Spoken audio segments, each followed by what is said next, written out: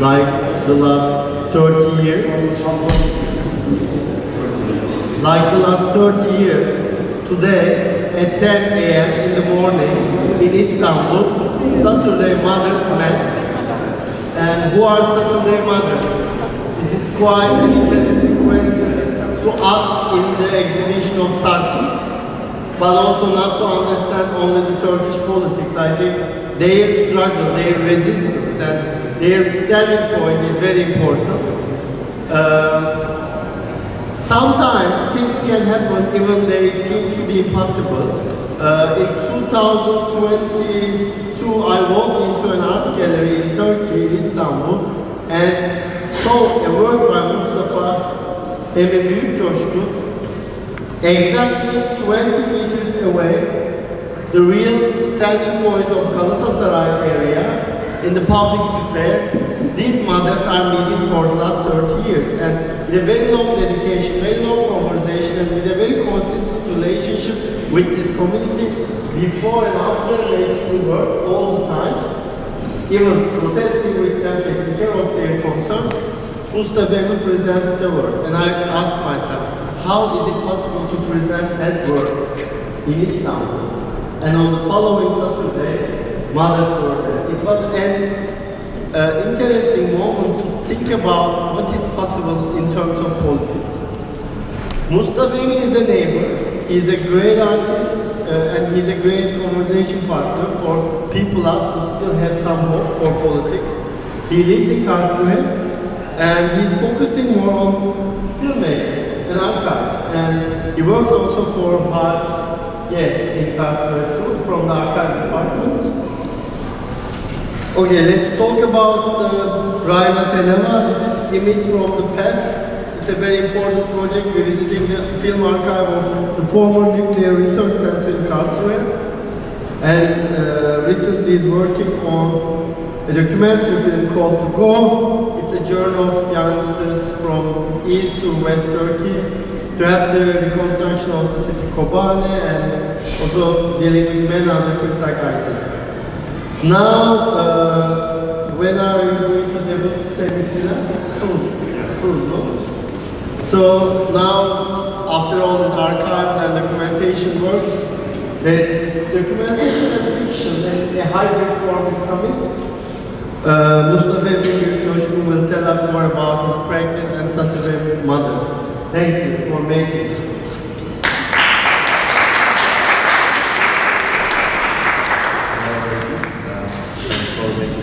Here.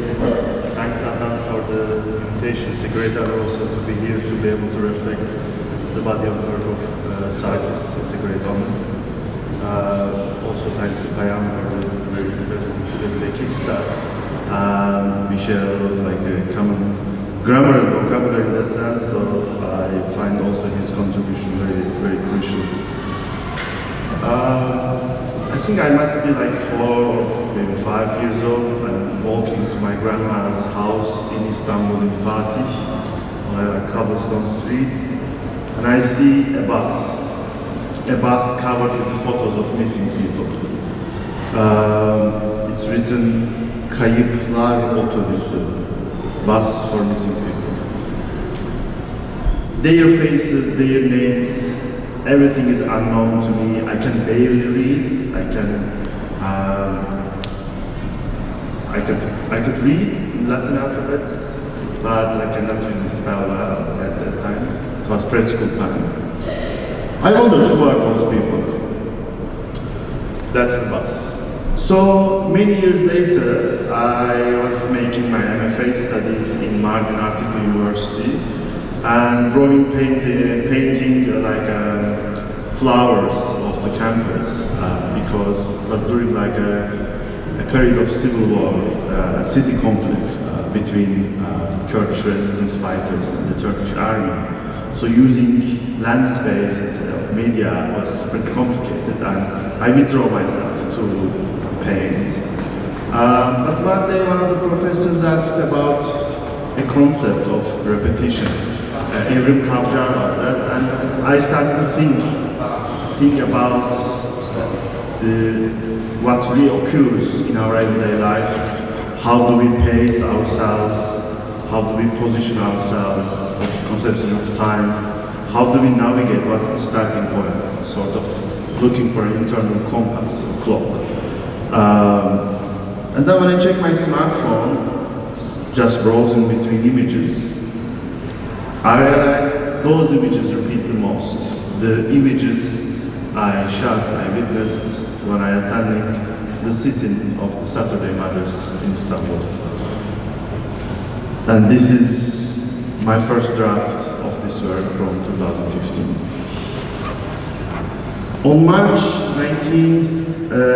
12th of March 1995, an armed provocative attack by the members of state-related paramilitia on a coffee house in Gazi neighborhood in Istanbul, where the majority of the Alawi population live. The civilians in the coffee house, killing the driver, but also some people in the coffee house, and the next day that causes a huge uprising in this neighborhood. By March 15, 22 people lost their life, and in the following days, a communist teacher, Hasan Ocak, on March 21, disappeared after being taken into the custody following the uprising at Gazi neighborhood. His mother Emine, his father Baba, his sisters Maside and Zeynep, and friends searched for Hasan almost for 15 days. They went to the governor of the city, they talked to the Minister of Inner Affairs, they went to the police station, public security. All of them said, he's not with us. They see him, but there is no official registration that he has been under the custody. So the state rejected the existence of Hasan on their hands. So on May 27, the Ocak family and some supporters sat first time in front of Galatasaray High School at the Istiklal Street of Istanbul. It's like the public stage for many different voices in Turkey. So the actual inspiration of Saturday Mothers is coming from Plaza del Mayo, Argentina, who gathered first at the 3rd of April 1977 with the claim of aparición con vida. That's, I think, again, very much underlines this right of existence, a lively appearance of the missing people, forcefully disappeared people by the Argentinian army and navy, particularly at the framework of the Operación Condor, which is a CIA-backed operation across Americas with the aim of withdrawal of the socialist governments at the continent. The almost 50 years long persistent resistance of Saturday Mothers in Argentina led to the transformation of the country to a more democratic resolution, but also led the state confront with its crimes along the years. The Plaza del Mayo mothers, and also not only mothers, but they immediately has been called as mothers, were asking their sons and daughters, appearing every Thursday actually, they were not gathering on Saturday in the Turkish case, at the central square of Buenos Aires, in their white scarves, and they were silent most of the time. So this peaceful act of demonstration and asking the truth, demanding the truth about what happened to them, and very constantly repeating this question created an act of performance, a political performance in public space along the years. So the systemic crisis during the 90s led many governments to redefine the state of exception in order to be able to sustain their very existence. Nation states were losing their monopoly on power, most importantly of violence against armed rebels, secessionists, revolutionary cells, or political movements. The state had to get out of his routine, as one of the former prime ministers says, not only as in many parts of the world, but in Turkey too. The extraordinary tendency of the state, with its different apparatus of violence and repression, led its agencies to an anonymization. Security officers also went to underground, worked without badges, sometimes even changing their uniform to the guerrilla uniforms, even fabricating stories to make themselves missing or dead. Anonymity wasn't only a strategy of the state, but also different forms of resistance, different groups of resistance, from underground urban guerrillas to the activist groups as well. The militants who are not hesitant to use armed violence effectively also adopt strategies of anonymity, dissolving their identity in working class neighborhoods, high-rise blocks of the gated communities, which is a tactic brought from the German revolutionary group called RAF. The quotes come from former RAF member Sigrid Sternberg. We hunted for the apartment with one overriding criterion in mind: security. We had to be sure when we rented an apartment that a variety of people could flow in and out without being noticed. Neighborly anonymity was imperative. Points 2 and 3 on our checklist were always primary. Prime transport links and the apartment's direct surrounding. Everything spoke in favor of a high-rise building. The desires one normally harbors when searching for an apartment, such as a wish to feel at home, form of domesticity, didn't apply in that context. The term desire was replaced with functionality. The entrance hall behind the door of apartment had to elude a serious of coat rack, floor racks, an umbrella, and small painting or poster for that personal touch, and then it was. Reflecting this testimony of Sigrid Sternberg, there's an artwork by the artist Popsy Löffer called Conspirative Housing Concept. So this anonymity looked into the militant cells, like in the interior design. So the anonymity of the revolutionary resistance pushes the state to confront the masses and choose targets not based on evidence of the crime against state, but to fabricate the evidence itself. The extraordinary reflex settles an extrajudicial term and regime where good boys are protected with systematic impunity by the lawmaker. So when Saturday mothers arrived in front of Galatasaray High School, their silence was accompanied by the photos of the people who disappeared under police custody. Those people were lacking visual representations, either because of the necessity of underground resistance or simply the poverty of media infrastructures. What remains are passport photos, the obligatory visualizations of the identity regime. So between those two cracks, the image bears its ground zero, losing all the set of references and gains back another set of connotations at this time. Diana Taylor, in Disappearing Acts, describes while the military attempt to make their victims invisible and anonymous by burying them in unmarked graves, dumping their bodies into the sea, or cutting them up and burning them in ovens, the madres insisted that disappeared had names and faces. They were people. People did not simply disappear. Their bodies, dead or alive, were somewhere. Someone had done something to them.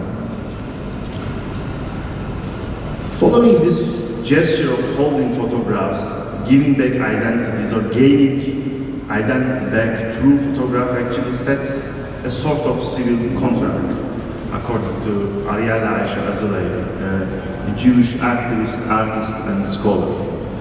She says, photography is much more than what is printed on photographic paper, transforming any event into a picture. The photograph bears the seal of the event itself, and reconstructing that event requires more than just identifying what is shown in the photograph. So if photography could become a base for a civil contract, recalling the event and redefining the relation, how can documents transform into occasions? The act of Saturday mothers coming to Galatasaray Square every Saturday, holding photos on their hands, sitting silently and asking about a specific event each week, about the case of a specific person who had been disappeared under custody, has a strong, also performative aspect to that sense.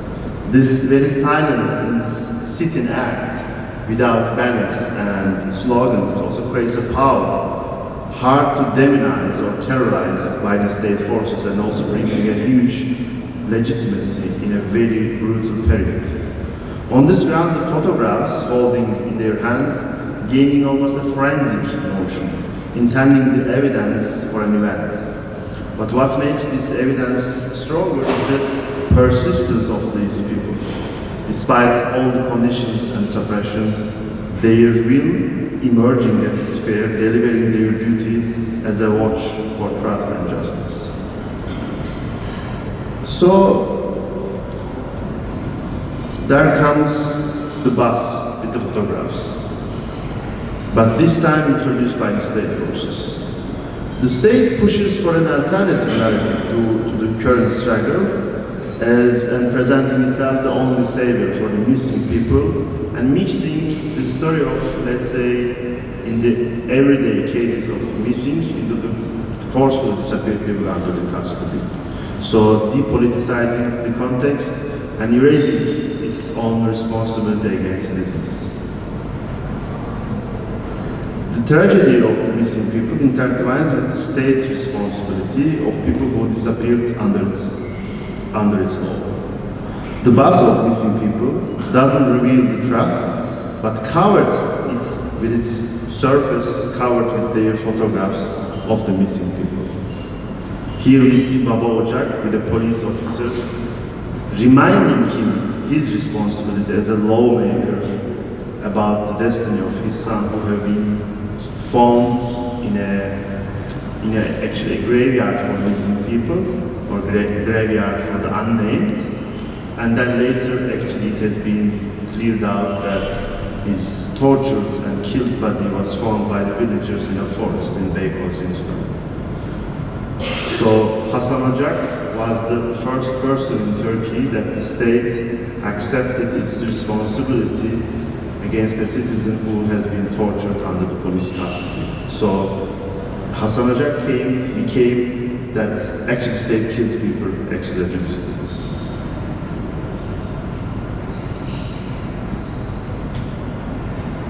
So the bus didn't work out, and state operated its law enforcement in August 1998. Every Saturday, police attack, bludgeoning, dragging on the ground, and smashing into police buses. So the Saturday mothers resisted about for a year, but under the circumstances of the period, they decided to give a break in their 200th week on 25 August 1999. But despite the worry, this suspense actually didn't let them lose their voice or be forgotten. Instead, the public awareness and the interest into about the truth of what happened to the disappeared people gained,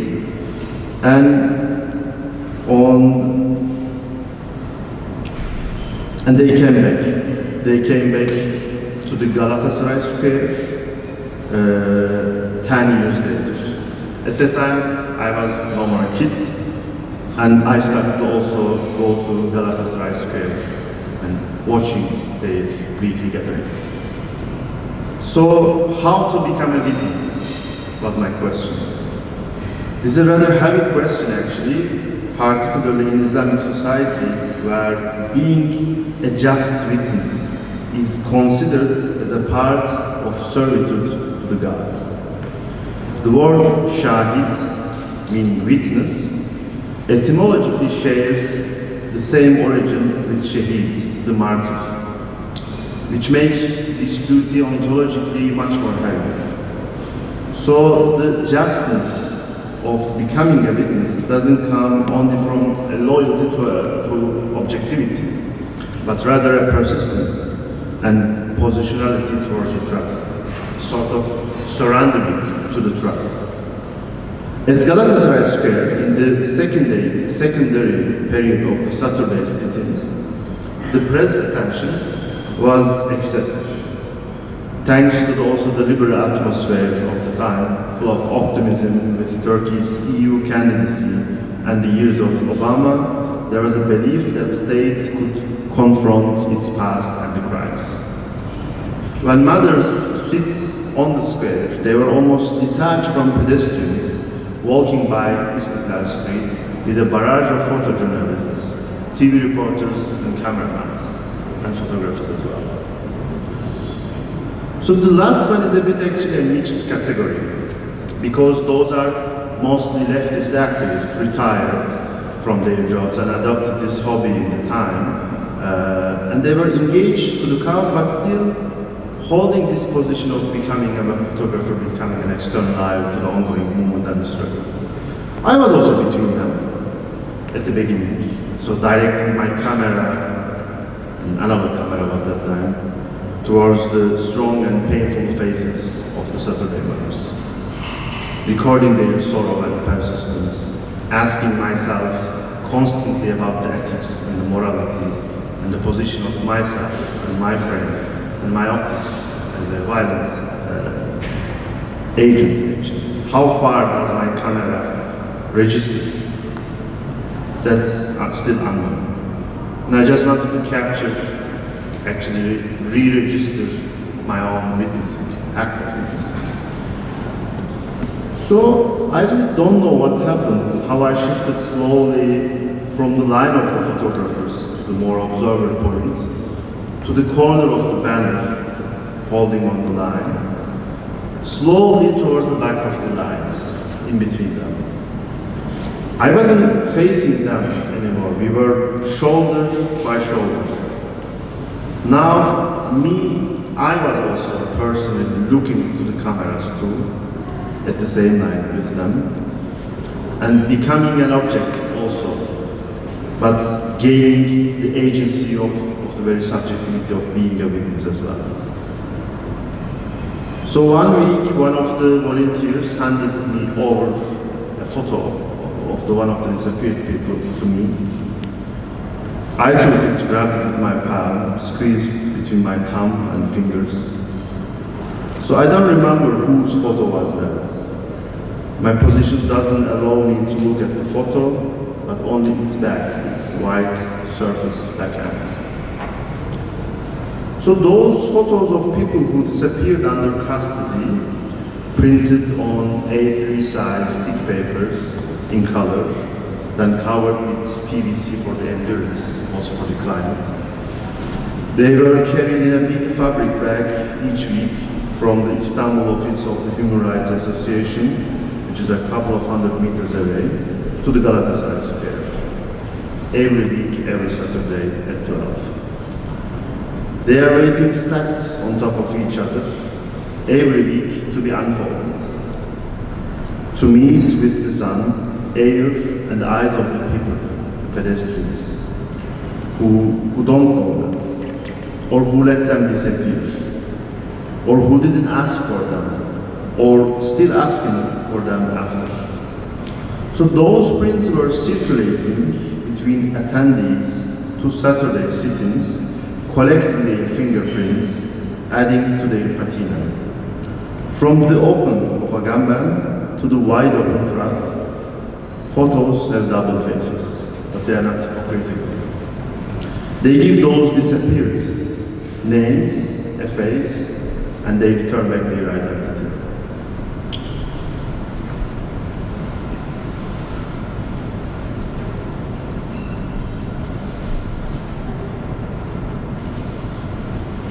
So, the struggle of Saturday Mothers has many ruptures, many breaking parts actually. In between, so to say, there are moments of the resistance goes a pause and comes back again. So in their 700th week in 2018, the governorate of Istanbul, Beyoğlu district, banned all public gatherings and demonstrations in district, including Saturday Mothers, which had an exclusive status along the years, as after the Gezi protest, all Istiklal Street and Taksim Square declared as a no-protest zone. So the Saturday people have been forcefully arrested, and after a couple of weeks, the sit-in moved in front of the office of the Human Rights Association. So actually the photo that you see in the exhibition by Vedat Arık, you see in the middle who have been protected, the son of Kranken, the assassinated Armenian journalist.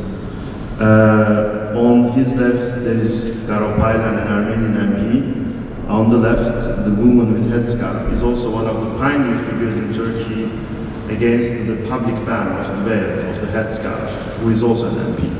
So in a way, Brandt, who could be also a disappeared person, but instead cold-bloodedly murdered by a state-related militia member in the daylight, being together at the persistence of Saturday Mothers, and attacked by the police forces to be arrested, and people actually around him, so to say, protecting him, surrounding him, to not to give him into the custody. So this is the connection also of the Sarkists against this act of anonymity, against this, let's say, the danger of disappearance in form of a collective resistance. So Galatasaray Square becomes a no man's land. It is protected with the police fences, and the building behind, you see, maybe you will also recognize in the former pictures which was under renovation, becomes the Epicratic Cultural Center, which later I will find the chance to present my book. So the resistance goes in front of a small office of the Human Rights Association in Istanbul, continues for a couple of weeks there too, and then during COVID-19 it has been pushed to the online platform because of the health concerns regarding the Saturday Mothers in their relatively late age, so to say. So this also allowed me, as someone who is away from Istanbul, to join their persistence every Saturday, to still being able to witness to their resistance and also register myself to the stories that they share every week. So finally, if we come back again, the production of the book, it was for me an idea that how can I gather those moments, how can I include and invite the audience to an act of unfolding, how can we transfer the patina of those moments of holding photographs on their hands, having them two sides, that those sides becoming translucent on top of each other. So I try to reflect on this material, so to say, conceptuality of the resistance into the form that I'm looking forward to. So instead, this book designed to be opened, again thanks to the COVID, let's say, circumstances, it has been installed as an installation, basically, as a book installation. First in Mannheim, in Makia Mamiwata, with the invitation of Didem Yazıcı. And there, as the audience cannot touch the book as I designed, we projected this small video, which is actually sort of guideline to open the book, or unfold the archive, and be part of the witnessing. And we wanted to recreate this, let's say, moment of witnessing in the installation. So years later, in 21, when the Galatasaray Square was still banned for the public acts, Didem Yazıcı created an exhibition called Life, Death, Love and Justice, borrowing its name from a work of Halet Enger, at the Yapı Cultural Center, which is facing to the Galatasaray Square. And the book there installed again when the mothers were still banned to gather at the Galatasaray Square. I think this moment was, for me, the most moving, honoring of anything I produced in my life, and probably those clothes, those red clothes, was the most beautiful gift that I ever took. And I remember what one of the mothers said, Hanife Yıldız, from right, the second with glasses, said one day we will return to the square and we will celebrate it loudly. So by last year, the Supreme Court of Turkey ruled that the ban of the Istanbul Governorate about the Galatasaray Square is unlawful, and hence by April in the year 940th week, mothers returned to the Galatasaray Square, and they immediately faced with the police arrest. And their struggle continued.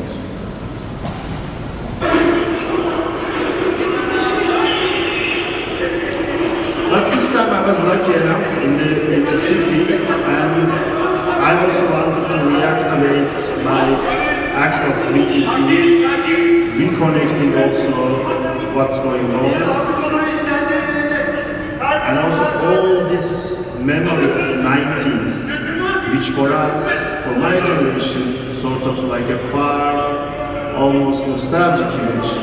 How can we regain and relearn from this act of persistence in today's context? So this footage is from September this year, and I am the one who shot the footage. So it comes back again, the act of witnessing and the positioning yourself as an artist, basically. Am I still an artist, and what is the dilemma between just a witness or not being silent or not being a passive observer in what's going on, but to be part of it. So the diluting this very also dangerous, let's say, division, and making the boundaries, let's say, erasing. But somehow I also realized at this period, which I also experienced what they experienced, a very different act of solidarity as well. How they prepare themselves after 30 years, still being faced weekly the police brutality, being handled very, very inhumanly, also in a rather late age of them, still carrying the pain, the sorrow of their missed loved ones. It was one of the greatest, so to say, educational experience also that I ever witnessed, so to say, that you can still learn from those people, persistence, going together into the custody, probably passing through the same police building where their sons and daughters also have been forcefully disappeared, maybe sharing the exact same space of the cells in the central police headquarters of Istanbul. But this time, what's different with these two photos is this is the photo that I shot inside the police barrier, where the trust we share, the persistence we share is no more the one which could be a spectacle in that sense.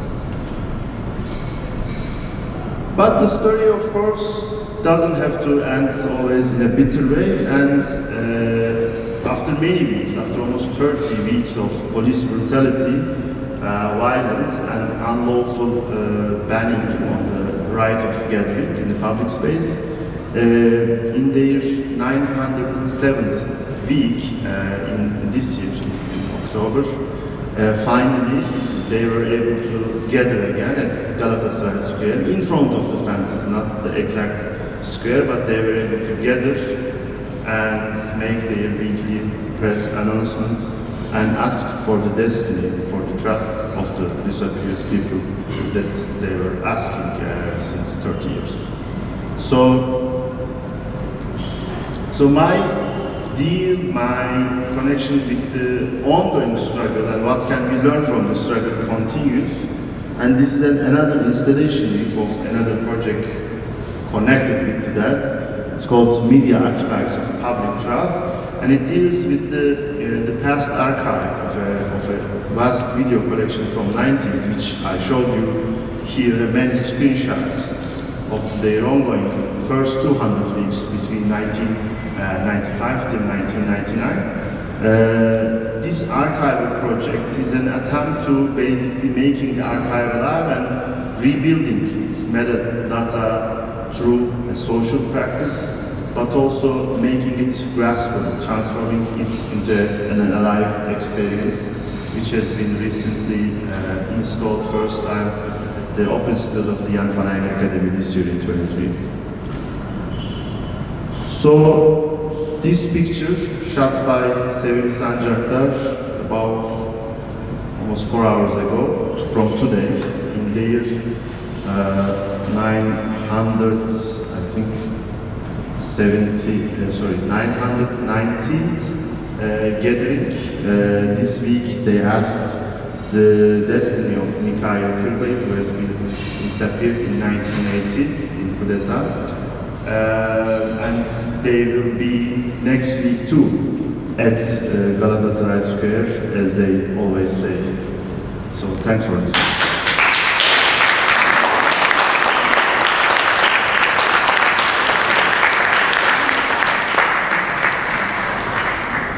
I think it's the turn of Egemen now, who will also contribute, right? Yes, but what an excellent methodology. Maybe we stay here. You can join us. I mean, they are alumni. Egemen Demirci, based in Berlin, also shared some time in Jan van Eyck, and currently is in Bremen and suffering from PhD research. And I just thought this is a good moment to bring Egemen for a very short reference point. Work he produced in Istanbul, and maybe unfold other questions.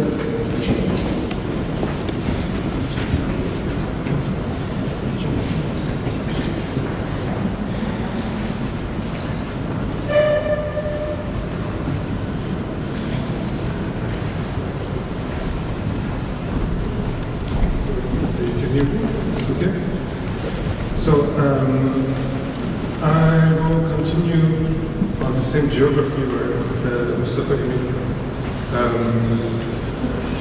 was talking about, but I just want to talk a little bit about what, so my PhD actually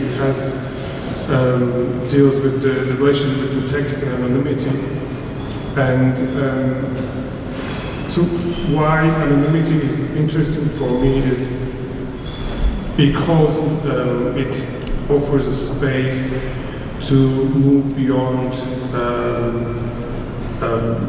today's politics of creating heroes and victims or particularities, but actually it offers a space for us to look into the very material that we deal with, the daily practices that actually can be in a way shared across, and as well that that moves beyond the local political events and positions. And actually, the more I get into my research, anonymity is an extremely fluid term. It is positive, negative connotations. It is historically has gone through different levels, and even today, with digital technologies, it gained a lot of new applications, also new definitions. So it is actually extremely difficult to define it, and at the same time, it's an extremely useful term to apply any position that you feel valuable conceptually as an artist. So this work, this was a production for Adnan's show in Istanbul, a gallery show which had one public part on a screen placed on top of a hotel in Istanbul, in Istiklal, close to Taksim. Well, it's actually basically, what is it, 2 minutes from Galatasaray Square, right? It's the same geography. And the screen was also already at the time used for video installation, public video installations. And what I did was basically look into the last one from 2010 to 2011, public demonstrations and incidents and clashes with the police and state power in Istanbul, in Taksim at that time. And I made a very basic video animation that would play in that screen. And this is the animation. So this is the map of this area. And basically the screen is divided into 54 panels. It's a very old screen, and I applied the week format of 1 year, 52 weeks on it, and every week there's something happening, the map is changing. So the map is pretty much a representation of state power. And what is the interesting thing here is that it doesn't, so there's 11 events that happened at that time, and these events actually are a big range of political backgrounds there. Some of them are from 1st of May to Istanbul Pride, to Kurdish party at the time, and so on. And the point is not, so the thing is it's about how to look at the use of public space that is happening more and more obvious, that is becoming more obvious at the time in that area, and not necessarily focusing on the content or the reason, the political ideology behind this movement. So this is, so in that sense, what Mustafa talked about is not there because there's a different temporality. These actions are almost like, as if, like explosions of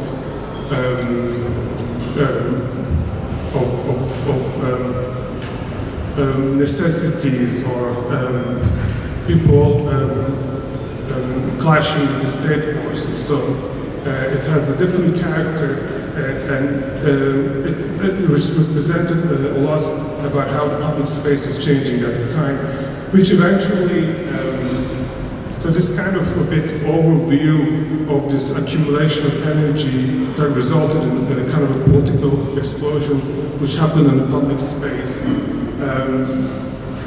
was something that was shared throughout all of these movements. And eventually, in 2 years, this manifested itself in one of the biggest protests in the history of Turkey, in the Gezi movement, where all these different forces, well, not forces, but all these different, ideologies or political positions came together. And it was really about that time that it was kind of accumulating and gathering. And there is so in this kind of erasure of immediacy or in the immediacy of this political content or the position, there's an absence that I take from anonymity, the absence of, let's say, the kind of the identifying element. And when you take away this when you take away this and then create this absence, there are new relations being formed. But in these, most of these, like if I had lived in Istanbul, I would probably take part in most of these demonstrations. So there's a lot of people that are sharing these different reasons to be in the public space. But nevertheless, they are all defined under these one event. For example, when there's censorship on internet at the time, that some websites were blocked. At the same time, we had there was the Istanbul Pride that always had, and since now it's gone worse and worse politically, and it's like almost banned now.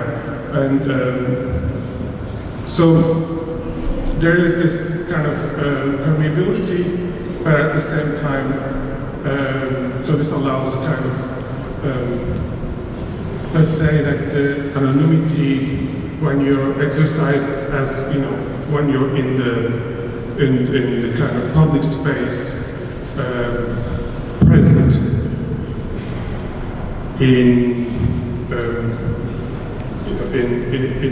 on the other side of, let's say, this representation of public state force, like in the maps, the map is changing.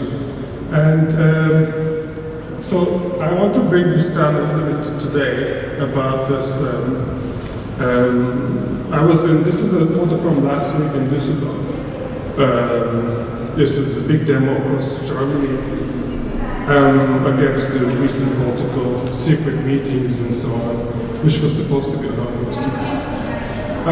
One thing that pretty much caught, I think, a lot of people's attention is the lack of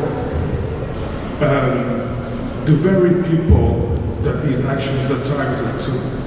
So, in this sense, the lack of Turkish people as well as non-German, let's say, to cut it short. And this is actually quite an alarming situation. And I think the way I think about it is there's two reasons for this. Well, but they're connected. And this has to do with like the right to be absent, the right to be anonymous. And not everybody has that right. When you're in a big crowd like this, you are in a way becoming anonymous. You hear in the news like 100,000 people, 150,000 people as a success and so on. But the way this is constructed is to kind of this kind of position that is that comes from the right to exercise public absence, to say I am not here as this person, I am here because of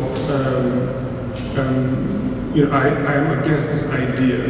And as I said, I think one of the reasons there was a lack of a certain group of people was because of this not having the right to be absent, bureaucratically but also publicly, not having the right to be anonymous. And that has also a lot to do with how these, a part of this demonstrations was constructed through the history of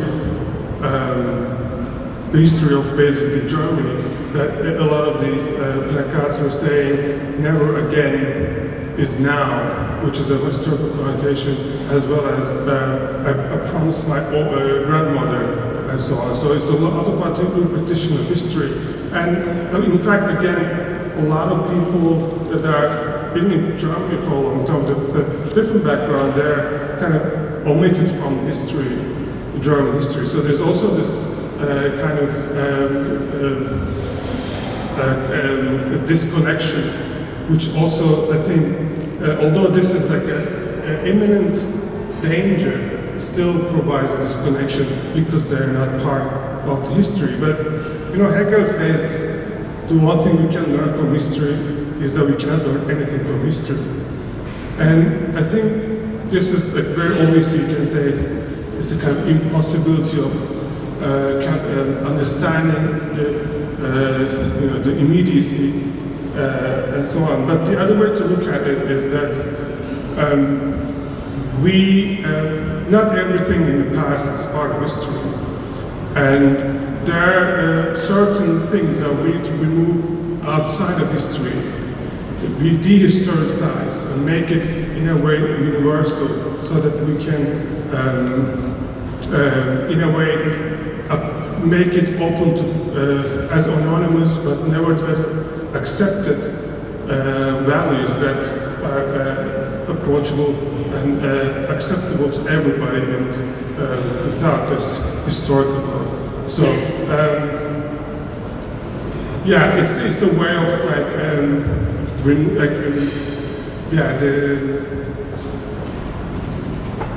the rock falling down is not historical because it's the universe, the nature law is applied to it, but like a kind of let's say anything happens under the human law is historical. So we need to find this moment through anonymity, through absence, through negative practices to kind of create a space of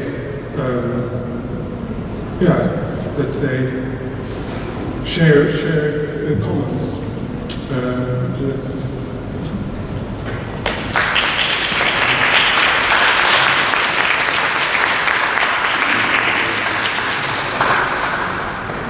Between two works, one is a digital form, and another one is basically an amazing screening material. They have so much in common. I mean, the reason that I wanted to bring them back here, Egemen Demirci's project from 2010-2011, the only data that Egemen didn't include into the rendering is Saturday Mothers, because they were not out of an explosion or necessity, they had this continuity. I'm very happy that they met here. We lost Mustafa Emin, but my question is this, are you seeing it like how I see it from this distance? They are very connected. So I think, imagine yourself in a Tino Segal performance, or I don't know, Berkane, or a dark room, if you are gay enough, or when you are in public space in taxi. These are the moments that I really feel anonymous, because I forget my body, I don't know where my hand is, or that hand belongs to mine. And this sort of gathering of bodies, they are coming together. In a way, in the beginning of the program, we imagined a lot of orgies of bodies in this building, when we saw the marble, when we saw the walls, and luckily the pandemic happened. So Charlotte didn't insist on her idea of first gathering at orgies. But let's think about this from a very queer perspective. When bodies come together, it's very dangerous. And sometimes politically, sometimes psychologically, this gathering brings a lot of clash. And truly, I remember myself acknowledging anonymity once in a dark room in Berlin, and another one, maybe there is only 10 hours in between these experiences, at the public square in Taksim. So the question is to both of you. You realize as a screening material or a digital form, they are very organic. They literally present the gathering of bodies. And so I want to ask both of you as an artist dealing a lot with not only practical and theoretical questions, with a lot of art academy and students here. How do you render this form? Does it give us a sense of us? Just the first one. Fluslerden bir.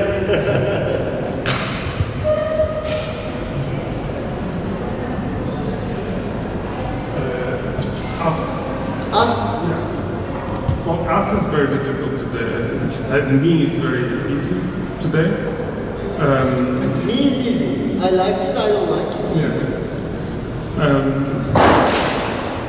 Yeah, I think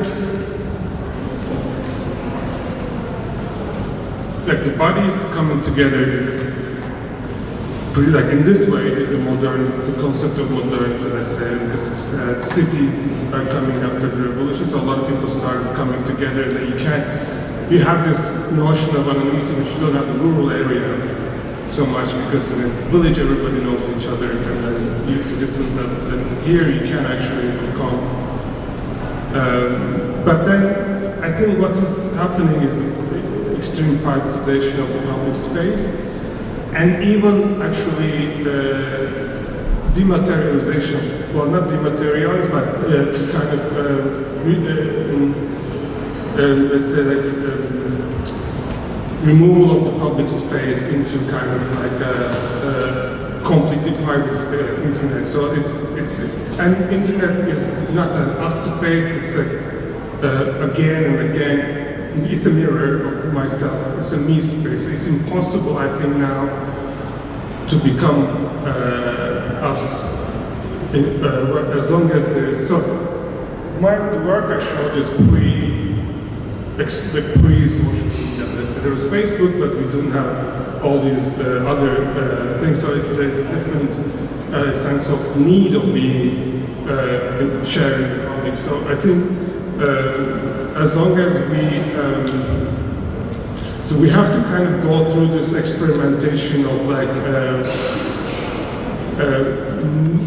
becoming a person who produces images and text constantly, and has to kind of, in the name of defining oneself, confide in